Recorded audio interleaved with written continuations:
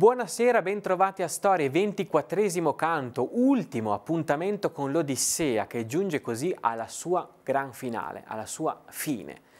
È un finale che è poco conosciuto, poco noto, quello dell'Odissea che stiamo per raccontarvi, perché ci si ferma sempre prima, ci si ferma alla sfida con l'arco, ci si ferma a Ulisse che torna a casa, ci si ferma a lui che torna a Re di Itaca, e in realtà il finale dell'Odissea è importantissimo, perché l'Odissea finisce esattamente come comincia.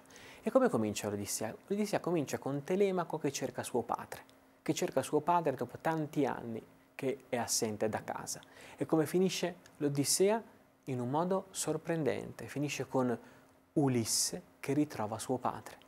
Laerte è ancora vivo, Laerte è ancora vivo e dopo che Ulisse è tornato a casa, dopo che ha liberato la reggia dai proci, dopo che Penelope l'ha riconosciuto, dopo che finalmente può tornare a fare il re di Itaca, che può dare una festa per tutto questo, è il momento di ritrovare suo padre, di ritrovare il proprio padre, di ritrovare Laerte.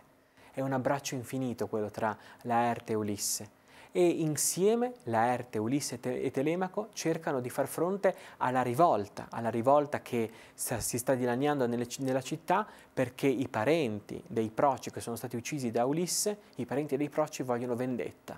E allora loro cercano di andare con le armi a uccidere Ulisse, Laerte e Telemaco, e loro cercano di difendersi, Ulisse, Laerte e Telemaco, dall'assalto di questi parenti.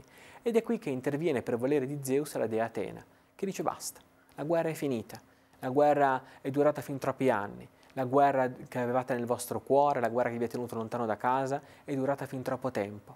Adesso è il momento di ritrovare voi stessi. Ed è interessantissimo, se non fosse che è scritto addirittura 9 secoli prima di Cristo, è interessantissimo vedere come nell'Odissea ritrovare se stessi coincida con ritrovare il proprio padre. Ritornare a casa coincide con ritornare dal proprio padre. Sì, ritornare dai propri beni, sì, ritornare dai propri amici, sì, ritornare dalla propria patria, sì, ritornare dalla propria moglie, ma soprattutto ritornare dal proprio padre.